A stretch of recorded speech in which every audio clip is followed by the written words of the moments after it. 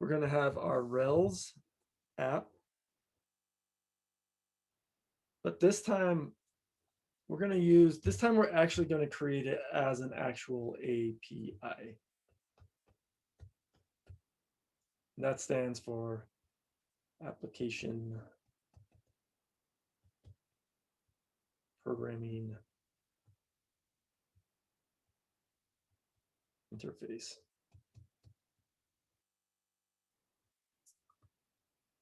Kind of a long word, but it's really just, it's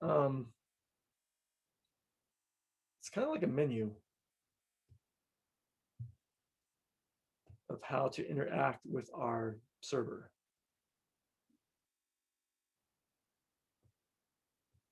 And the menu is going to be our, like, the routes and the requests. It's going to be like, here's our menu is going to look like something like this. Hey, if you give me a get to whatever, I'm going to give you back list of X. Now, if you give me a post to Y with, you know, some data, I'm going to create that in my database.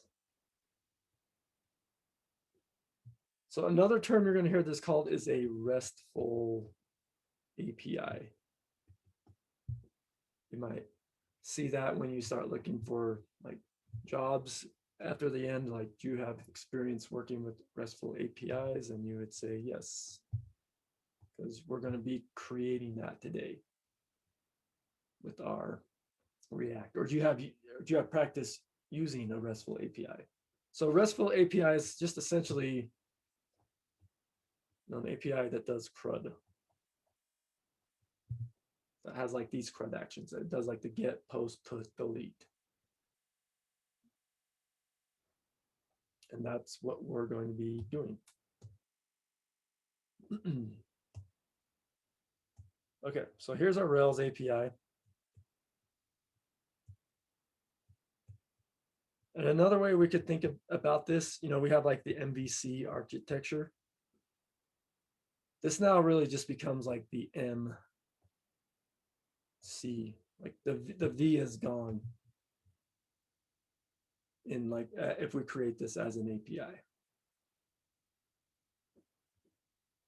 And we're going to have our,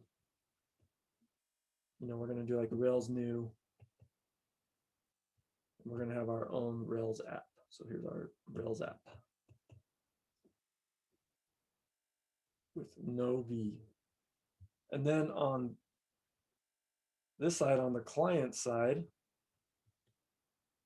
we're using React. And now we're going to use that, what we did at the very on Monday, the yarn create React app. We're going to use that. And we're going to create our very own, like, this is now our React app. I should say this is our Rails app. So they are now distinct. They're totally separate. We're going to put these in this. We're going to put our React app in our Rails app in our folder structure, but it doesn't have to go there. It's just for organization purposes. So even though it's going to live in our Rails folder, they're different. You don't have to put it in your Rails folder. It's just going to make it nice, because if you want to like push to GitHub, you don't have to push 2 different projects up. You can just push 1 project up. And when we deploy to production, we're going to set it up so, yeah, when we push that repo up to production, it builds our Rails app and builds our React app at the same time. But they are 2 different things. So one difference, that we're not going to have our Rails app. We are no longer going to do this render component. That is now gone. You will never have any of those calls now.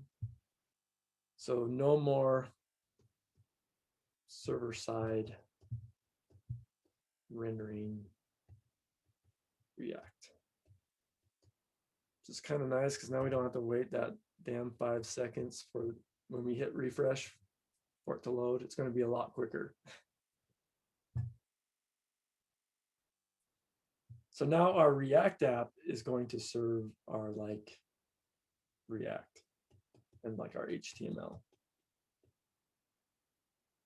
So I used another term in the notes, and that was, and I've talked about this before, but let's just go over it again. SPA. Has anyone heard that term? Single page application.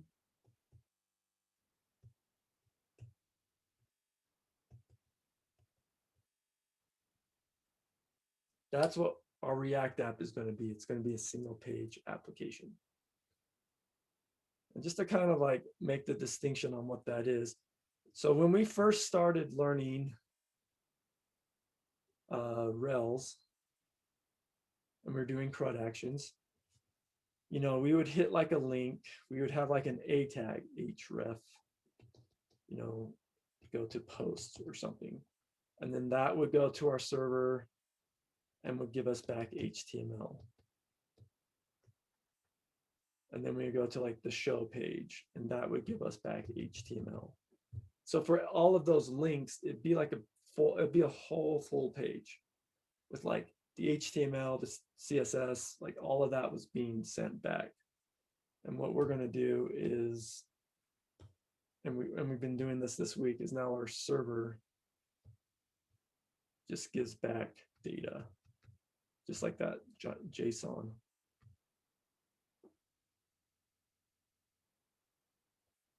And we're only going to have, you know, we're only going to have one page. Like all of our apps going to live on our, as far as our front end, it's just a single like HTML file. So that's, we might probably on Monday, maybe today we'll get into React Router, because like we still might want to have it look like we have multiple pages, like you click a link and it goes to like a different page, but it doesn't do an HTTP request. It's just on the front end. It's just kind of like, you know, on our React app, we would really have 2 pages in like the JavaScript, but then like we would conditionally render one or the other. But this is going to create a nice UX because we just load all of our stuff once and boom, then we can like just jump around. So at a high level, does this make sense? We'll see it today. I think once we see it, it will also sink in a little more. Yeah, I'm such a lovely artist. It's kind of hard to write with this thing. It's like a fat pen tip, but okay. So probably the biggest difference with this whole process is going to be the setup. And if you're like cloning down a project, that's going to be a little different as well. So I do have a Trello card for this, I believe.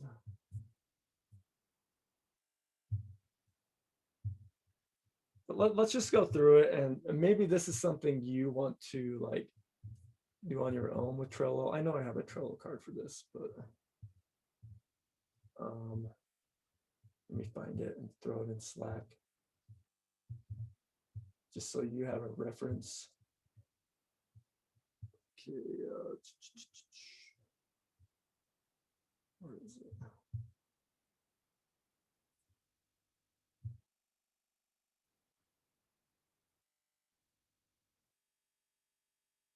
Is this it?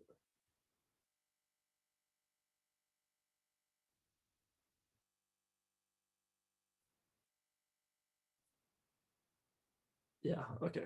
I think this kind of gets the basics of what we need.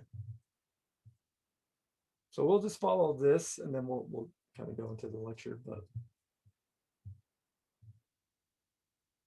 oh, that's the, dude, I keep on posting stuff in the wrong channel.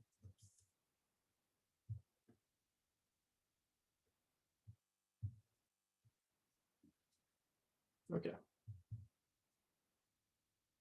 So let's just talk about this really quick before we like copy and paste everything inside of here. So now we're going to have our Rails server running and our React server running. So we have two servers running. So we're going to have them run on two different ports because they can't run on the same port. So we're going to set it up so our Rails server runs on port 3001 and the React server runs on 3000. We could switch them around. We could actually have them run on different ports, but we just want them to run on different ports and just stick with this convention and we'll be fine. So yeah, we're going to do this Rails new command. We're still going to do our Postgres QL command, but then we're going to add this API flag.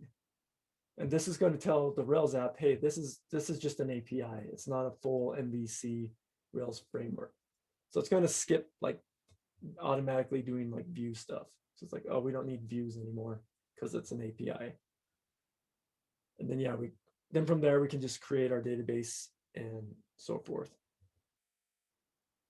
Now within our Rails project, we're going to create the client. So yarn create React app client. Now notice this doesn't have to live in our Rails app. As I was saying, it's just a convenience thing. It's going to a better way to organize it for ourselves than with like GitHub. And then we need to run, or in our package JSON, in our client folder, we add this. And now when we run Rails S, I feel like I have this mixed up. It should be Rails S-P.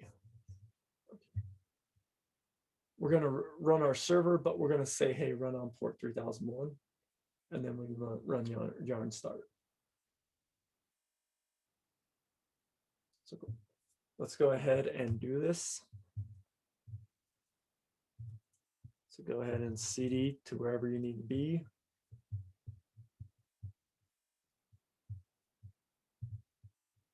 So you can look at that in Slack or that Trello board. But yeah, I want to do a Rails new. Obviously, I don't want to do app name here. Let's call it something better. What are we building? I think we're going to do some Fax.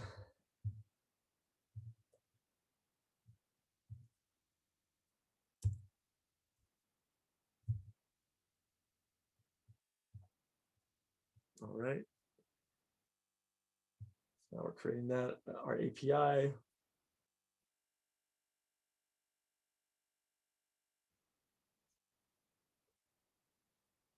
Looks like it's having to install some new things that I haven't installed with this version of Rails for this API, so it's taking a little longer.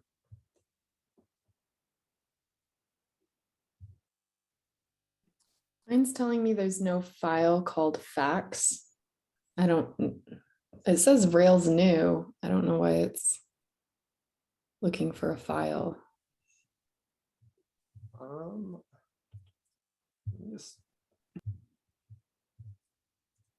Did you run that whole thing? Yeah. Can I see your screen? That's a weird error.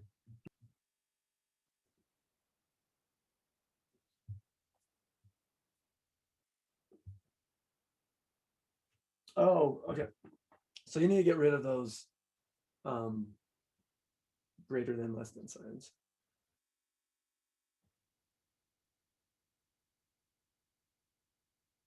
And then get rid of the one on the other side. I just kind of threw those in there to be like, hey, you'll see that sometimes in code, like examples, like, you know, when someone's trying to say, hey, put your value here, they'll put them in those greater than, less than signs. Okay, that makes sense.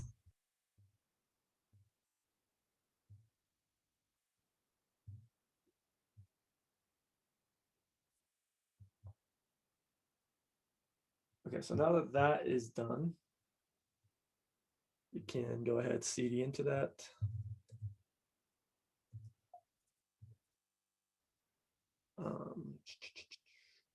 And yeah, then from here, I can do a yarn create React app, and then I give it the name. And what we're just going to call this, like, since we're building this within our Rails app, I'm just going to call this client. This, it's like the front end part of my app, so I can call this client. I could call it like React app, or like UI, but I kind of like the client name because that's what it is. So we'll just stick with that convention of calling, when we're doing this like Rails and React, we're just going to call this React project client.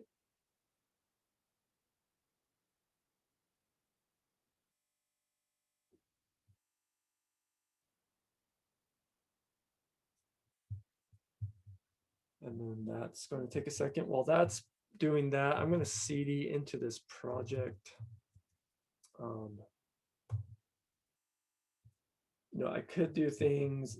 I still can like do things like go into my, gem file and add like gems in Ruby if I wanted those gems, stuff like that. So we could open this up in code. And add any of our, gems that we wanted.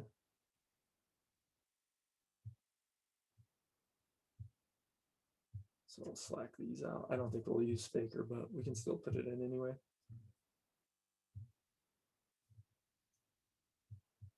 So I could go into my gem file and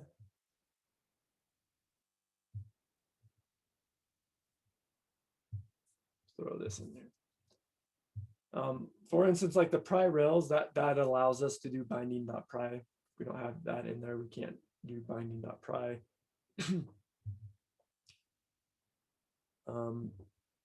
These make our, if we step into Rails console, these actually make our, when we do stuff in Rails console, these two actually make it like the format it nicer. So it looks a little nicer when we're using it. Cool. So there's that. So I could run bundle now. Install all those gems that I just added. And yeah, if I look at, in my VS Code, I now have a client folder, which is my React app. So our Rails project just got folder structures now, just like there's a lot going on here. But just this client, that's just our React app. And then from here, let's see, what else do we need to do? You can do a Rails DB create.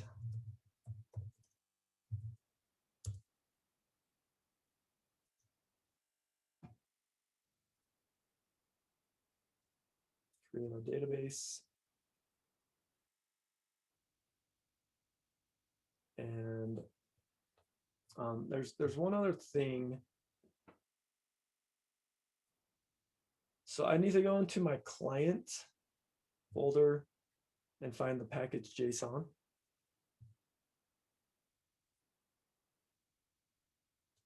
And I'm going to add this line of code in here somewhere. I just need to do it at like the root level in my JSON. So within like this yellow bracket, I could just add it right here above the scripts like it is in the Trello card.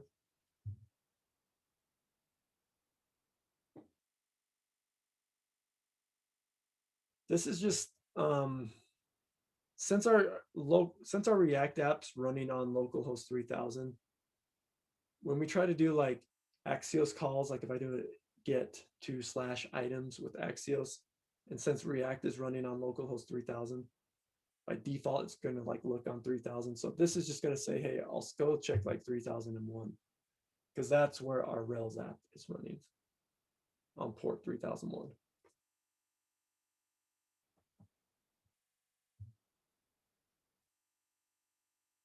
So that is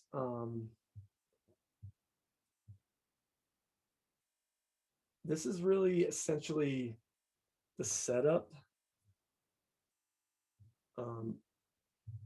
So if I want to run this, so this is why I like, you know, now we need to use, you really want to use iTerm now, really utilize full width, because now I'm going to be in my in my Rails app. I'm going to do Rails S-P 3001. So I'm going to start up my Rails server. That's going to be listening on localhost 3001. And then I can also do my yarn start to start up my React app.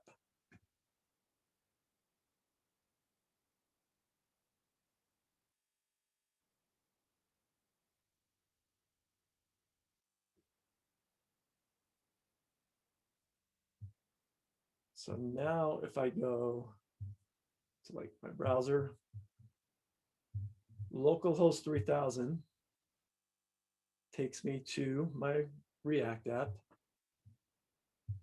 and localhost 3001 takes me to my Rails app. Now we're not going to be going, it's nice to know this like localhost 3001, because this is where I can go like look up my routes, Rails info routes. That's going to be a 404, but I can go to localhost 3001 to look at my routes. But as far as like our website, everything on our website is just going to be localhost 3000.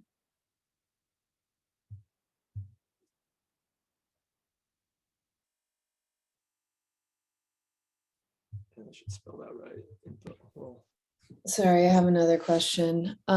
Mine is saying that it won't run yarn start because it couldn't find package.json, but I yeah, can, so if you get that error, you need, so you're in your Rails app. We need to, so our React app is this client app. So you need to remember whenever we're doing stuff with like React, we need to be in the client directory. So you need to cd into client and then run yarn start. Oh, into client from the fax file. Okay, cool.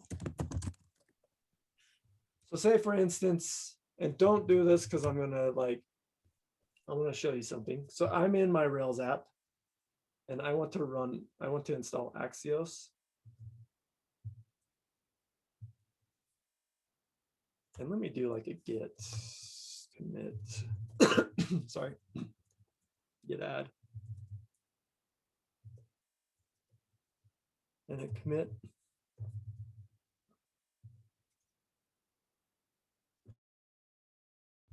Okay, so this is something you're going to do eventually, is you're going to be in your Rails app and you're going to try to add a JavaScript package, and and let me show you this as well. So like right now I have like 0 changes. So I'm just going to do a yarn add Axios in my Rails app. Don't do this because I'm going to undo it. Now all of a sudden I have like 52 files. If I look at this, I have all of this stuff that I'm really not sure what it is. It's what it really is I have just created this node modules folder, which is fine. I also have that in my client, but it's ignored in my client folder. And I've also created a package JSON and a yarn lock within my Rails app.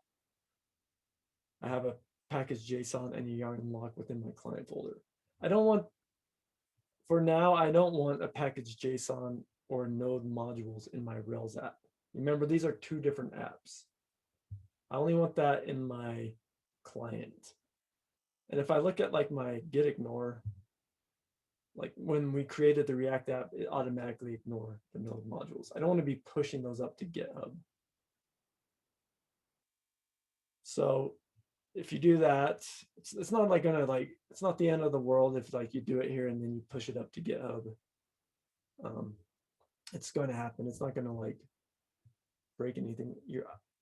I don't think, actually, let me test. Let me see if Axios is defined. I forget if it is. If we do it, I think it's still going to be defined. Pretty sure it is.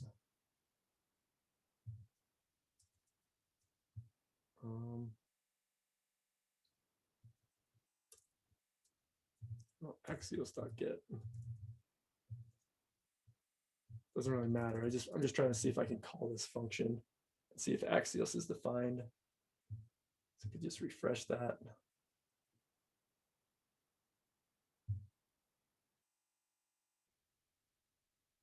Yeah, it's not like breaking anything, so it's defined, but it's just not where we want it to be.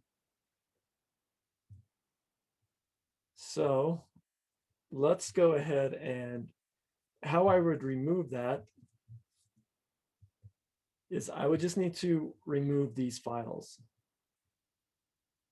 So I could just, come here and undo these changes.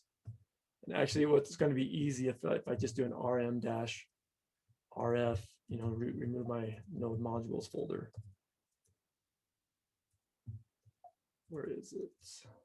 But not in my client, just in my Rails app. So that removes that. It also remove my package JSON and my yarn block.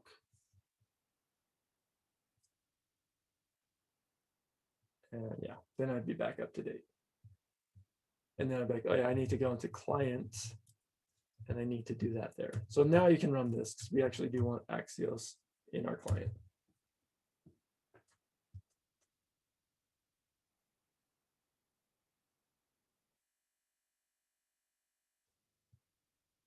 So yarn add Axios.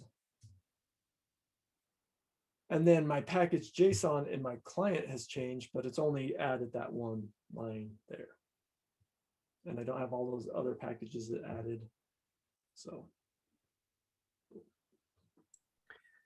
Sorry, I ran into an error earlier and got behind. Could you go? I'm looking at the list of what it says to do, and I'm at the namespace API do. What is that? We don't need to worry about that yet. We're going to get into that right now. I should probably just move that. This will make sense once we talk about this. So you need to do the yarn. So skip that step and do the yarn create React client. Do that in your Rails folder and then add the proxy to your package JSON.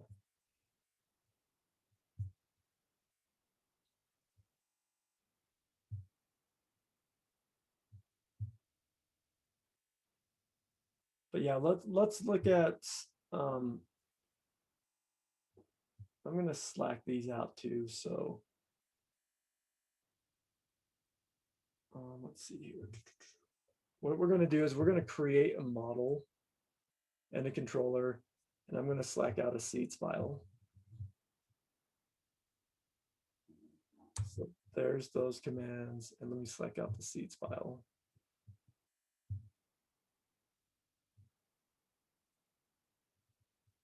I'll go through those.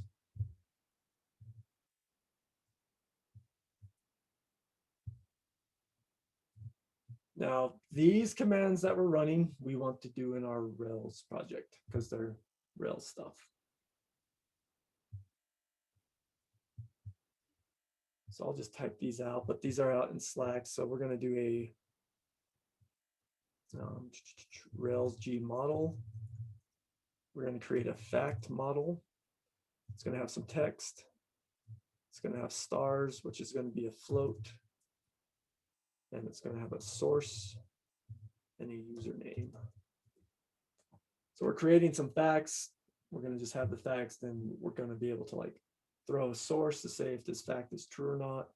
And then whoever created we're not going to have like a user model. We're just going to have like a username who created it.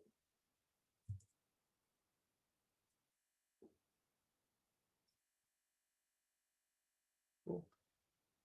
We're going to generate a controller, but I want you to notice the difference here. And this is more of like a convention than like it's something we have to do. We don't have to do this, but this is how we're going to do it. We're going to actually, with all of our controllers now, we're going to append them with API/. So we're going to create all of these controllers in like an API folder. And all of our routes are going to have API/ appended to them. And then I can go ahead and skip routes.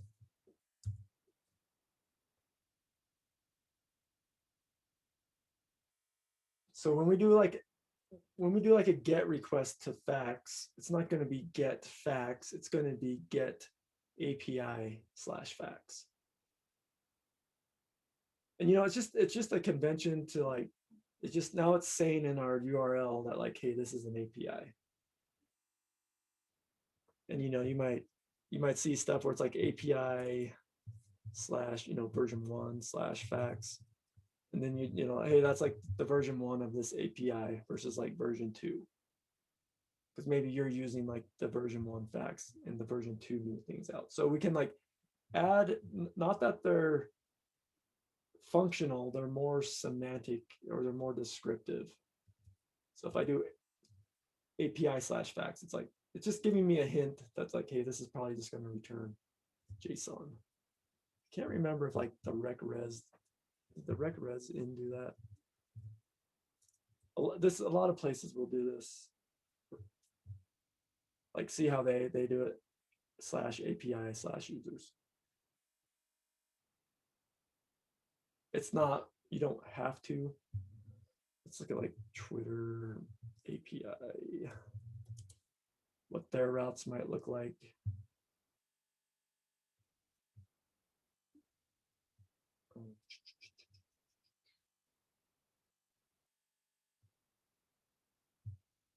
Where's just like their docs?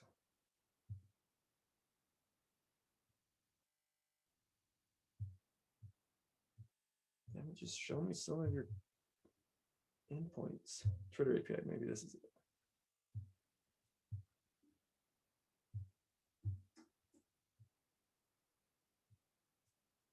Tutorials.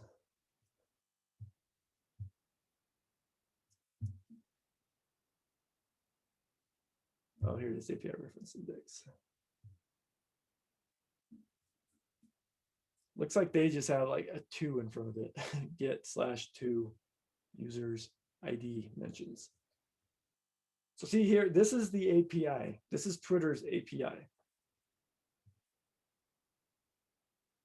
You do a get request to Twitter/2 tweets search stream. That's going to get you back some crap. What does it get you back? I don't know. It might give you like the streams that are out there.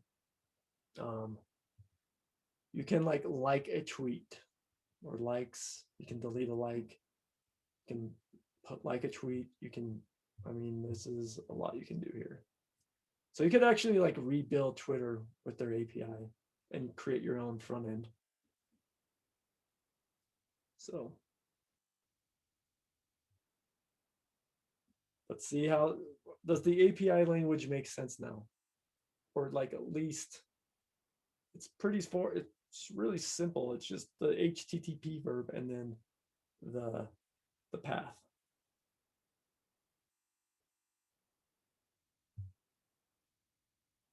Tweet counts, get to tweets count all. That probably gives back like all of the tweets.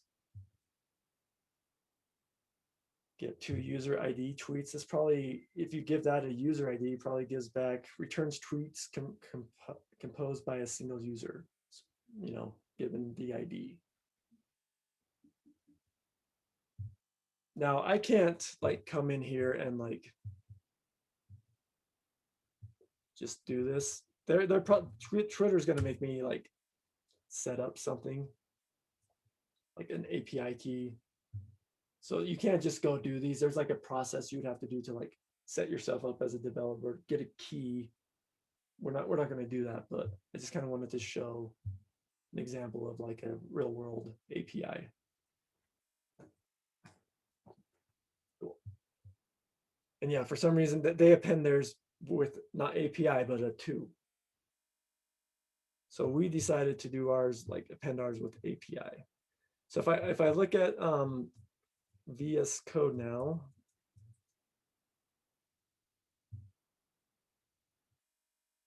if I go to my app, my controllers, I now just have this API folder, and inside of there, I have this fun fax controller. There's my controller.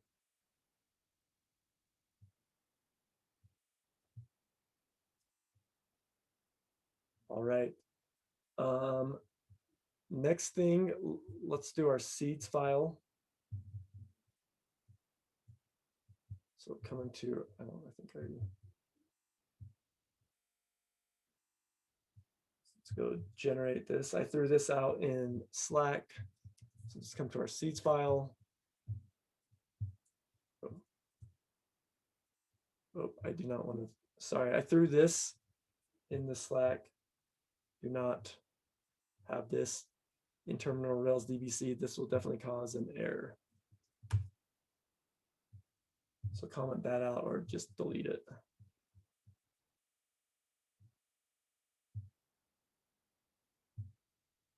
Also line 8.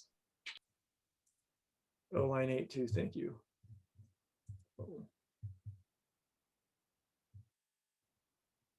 Copied too much of that.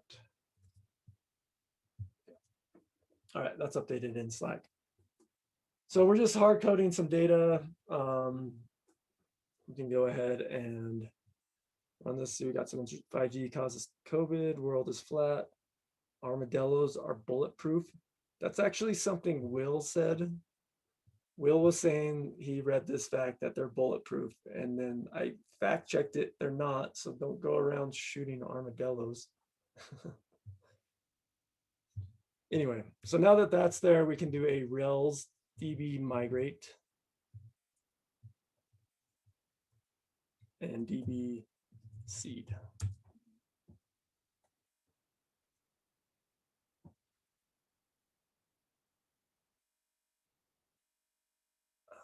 Syntax error. Line 8 in my seeds RB. Do I have another error? What?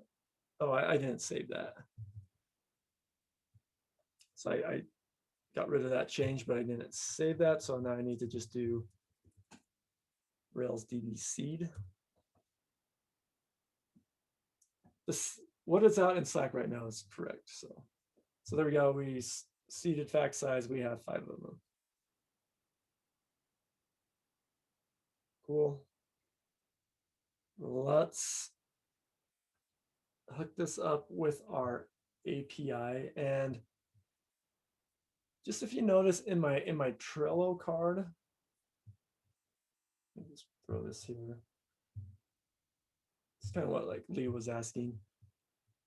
This is just like a demo. So this is what we're going to do in our routes. And we're just kind of namespacing this API. So in our routes, we're going to do a namespace API. And then we're going to throw all of our routes inside of that do end of this namespace API. So if I had like a theme model, I'd like namespace API do and then resources things. And if you're feeling comfortable with the routes, you can totally use the resources things, and that just creates all of the routes for you. So I'm still going to type them out, but if you feel comfortable with resources, you can do that. They do the exact same thing. So let's go to our routes.rb. So yeah, we're going to do this namespace API do end. So all endpoints. And I'm going to use this term endpoints, like all API endpoints. It could also be like routes, it's kind of synonymous. Go in here. So let's do like our GET request. I'm going to do a GET to fax. And that is going to go to my fax controller to the index method.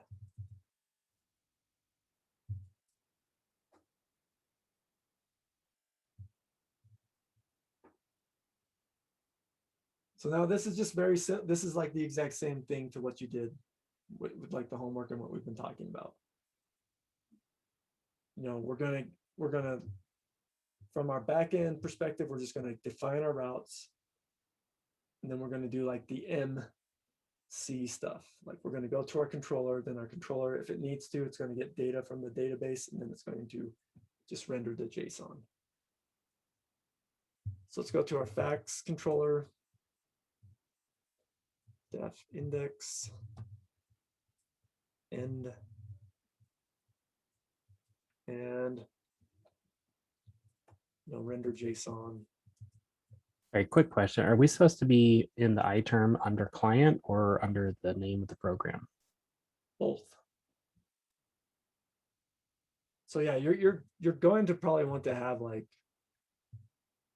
so you're going to have a client that's you're going to want to have open.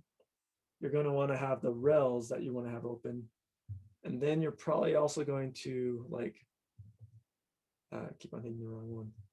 Command D. Like have one that's running.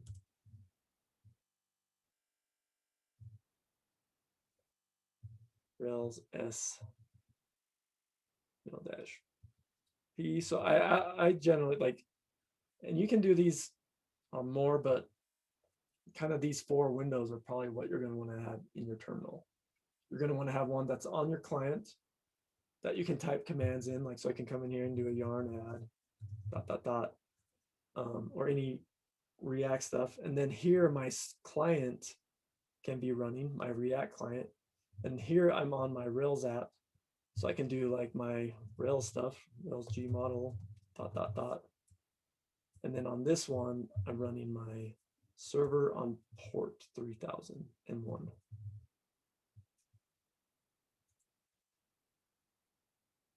And then I have my like logs here that I can check.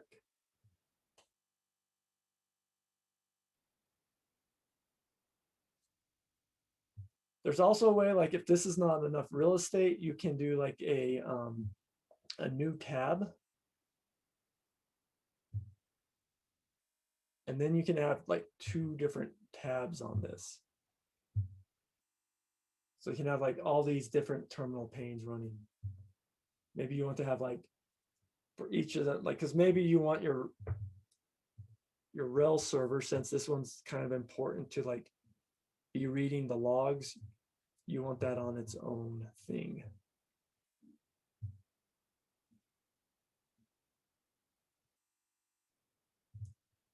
So I need to actually see into week 3 here. And like maybe this one you want like full screen running your server. So you can like really see your errors and really look at this.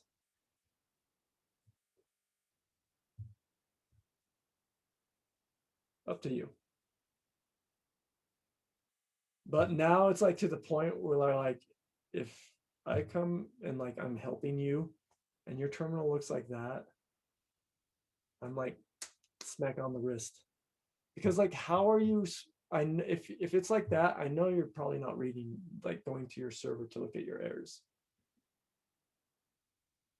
That's why you really want to like get into that. Like when you get an error, go check out your server and see if you can find it. I know that these ones are harder, like as you're beginning, they're kind of harder to find, but start getting that practice of trying to like locate the error message. That is like because when you're starting out, a lot of your errors are syntax errors.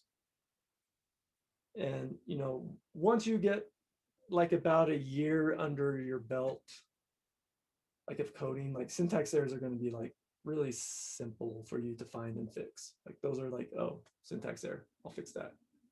The harder errors are like, you know, the stuff that works part of the time, and where is it breaking, and like you kind of tracking down the flow. And for that, that's where you really need to get good at like finding errors, maybe seeing like where they're originating from, and then you like got to investigate them. So start practicing that now.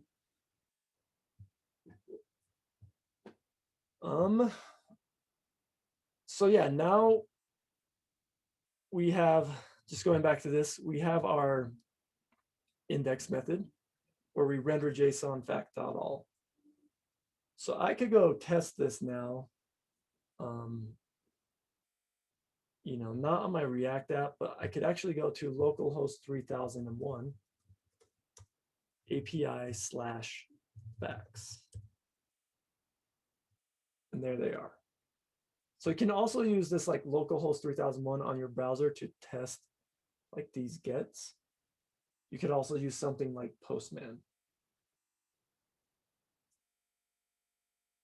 Because now we really like, now since these are like totally separated, it is a lot easier to like break up the tasks.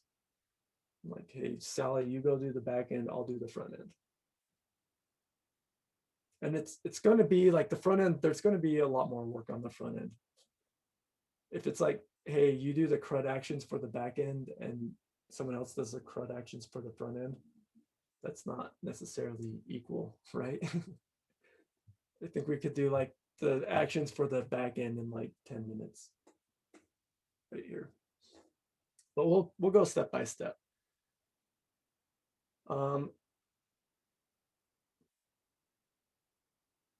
Questions on this so far? Let's get the data from the front end and then we'll take a break. So my back end is working for the, as far as like the returning the items or the facts. So now I can kind of go to my source. Let me just see how I do this in the notes. I kind of just want to, yeah, let's create a fax component.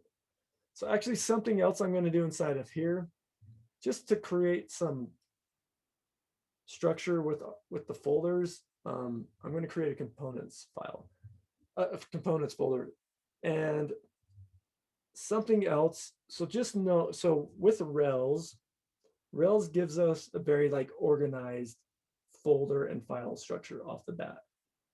Like here's your controllers, here's models, here's the views and stuff. And they kind of are like, here's a good way to do this.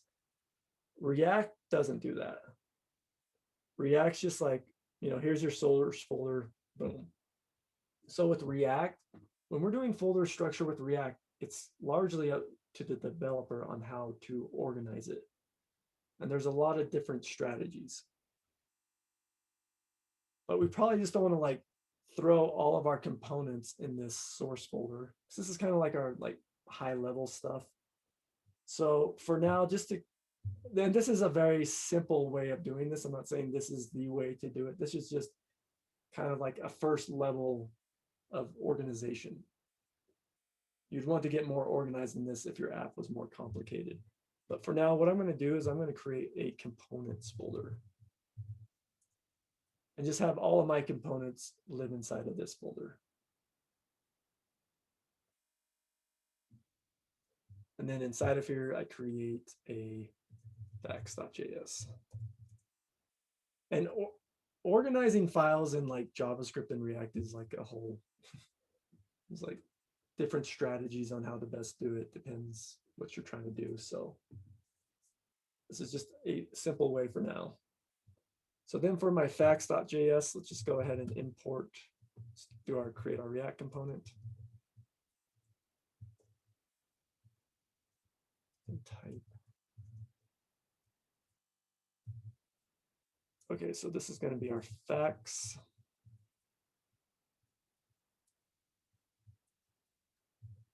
return. Let's just do something simple for now. And then export default.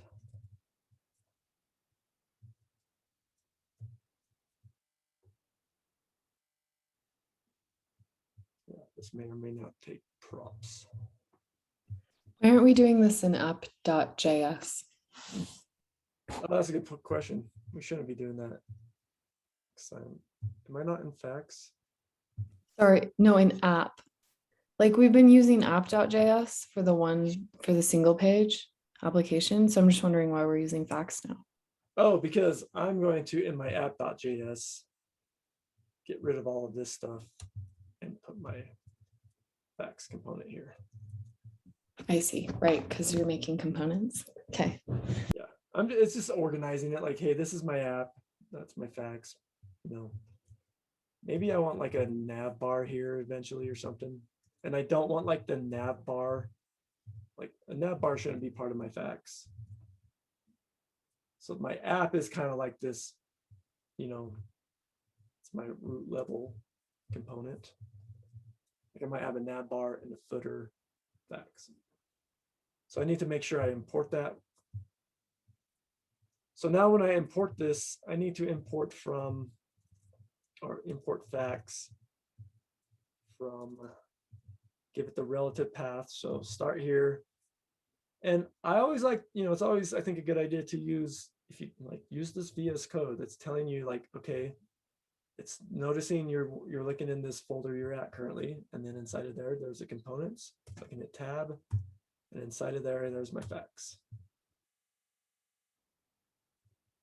That way, you're not going to do something like this, because you'll do it that // and then you'll be like, well, where's Fax? It's like not finding it because it's not there. So this is like, it's smart. It's got this, you know, IntelliSense where it's like, hey, that's what it is.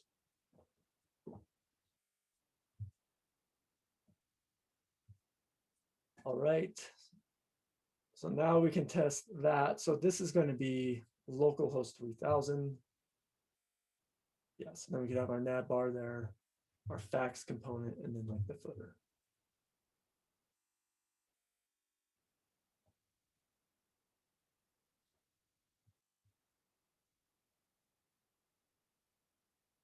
Cool.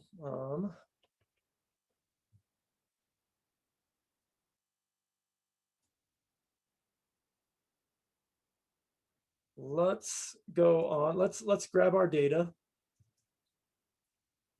So kind of skipped over this week yesterday, but I want to get this data, you know, just automatically when this component loads. So we automatically get the Fax. So with that, this is where I use my use effect. So just think about for now, if you want to get data on when your component loads, we're going to use the use effect hook. And I'm going to do this in my Fax component. So use effect is a function that takes a function as its first argument. And this second argument is what's called a dependency array. And so we're just going to throw in an empty array here. And for now, all we need to know is like empty array, you know, will make use effect run only on mount.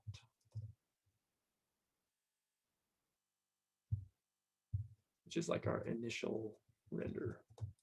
When I say mount, I mean like that's our initial the first render.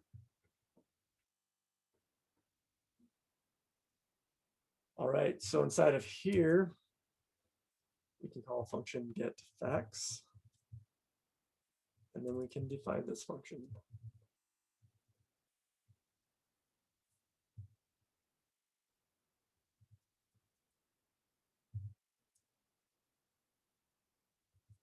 Try catch an error. So there's my try catch block. So let's do our Axios call. Let response equal await.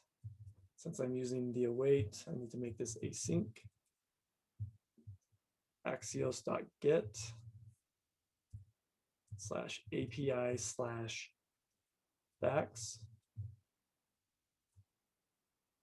Why is it /API/fax? That's the whole namespace thing that the backend person did. So I have to append I'm going to have to append all my routes with APIs. And then we can console.log the response. And then for here, we'll do like our little generic alert. Error occurred. Getting fax. Check console, because what we'll do is we'll log the console. Check console and server. Then we'll also log this error.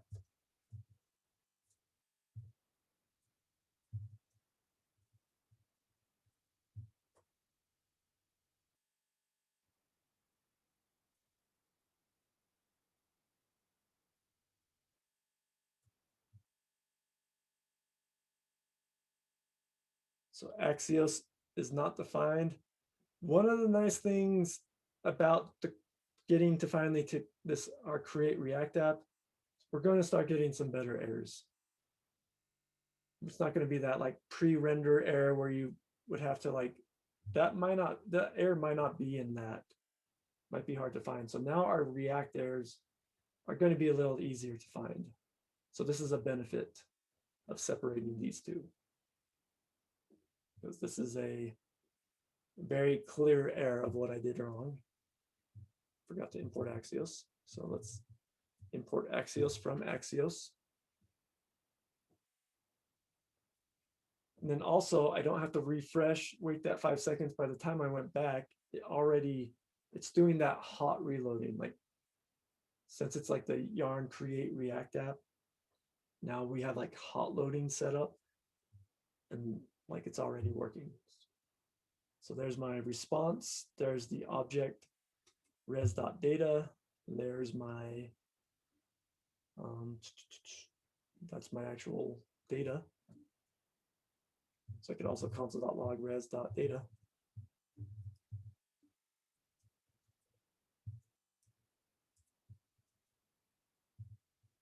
That's here, res.data. Give myself a nice little message.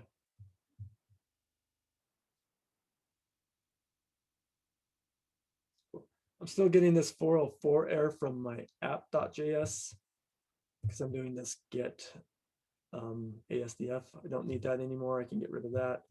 Can get rid of these unused imports.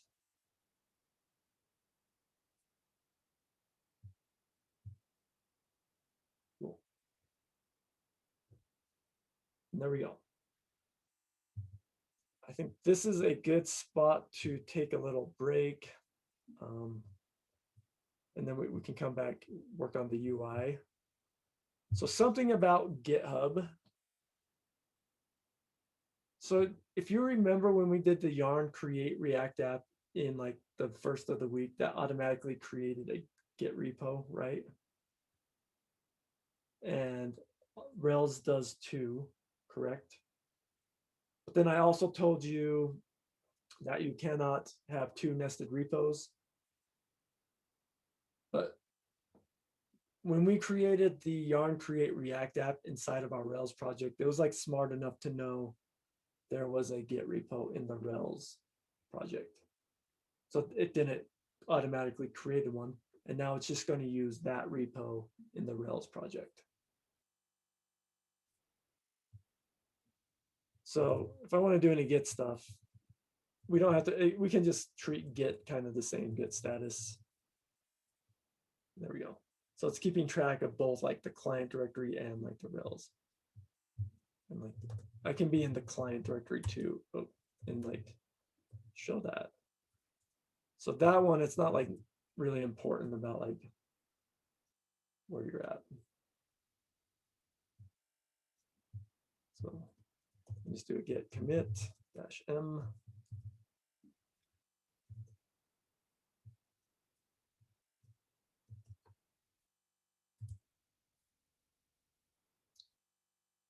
And I don't have a repo for this, so I can't push it up. But any questions on that? I'm going to create a repo right now.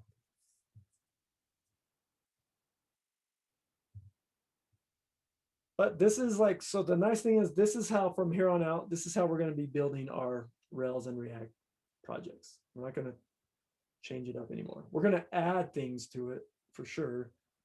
But as far as like our basic setup, this is how we're going to be doing things for the rest of the course. Which is like, I mean, give yourselves like a pat on the back, like to get here in 3 weeks. This is a lot. So we've like totally decoupled Rails and React. And yeah, there's a lot going on, a lot of moving pieces, but something that's kind of nice about this is now we do, because there is a lot of complexity, but we've at least separated our front end from our back end. So that's a great way to start, like, because coding's all about breaking up like the tasks and like taking a big problem and just breaking it down until it's something simple. So we've created this huge break from like the back end and front end. So that should be one way that should make this a little more manageable, but it takes practice. And I'll be doing like a lot of demos just to kind of show how far we can get, like how far I can get on the front end, even if I don't have a back end. And I think we've already seen that the back end, we really don't even care about the front end. We can get the full back end done. We don't even need a front end. And we can pretty much get the front end done pretty closely without a back end. I'll kind of show that. But cool, let's take a break. Let's come back at 10:50. I'm going to create a repo and I'll push this up to GitHub. But are there any questions?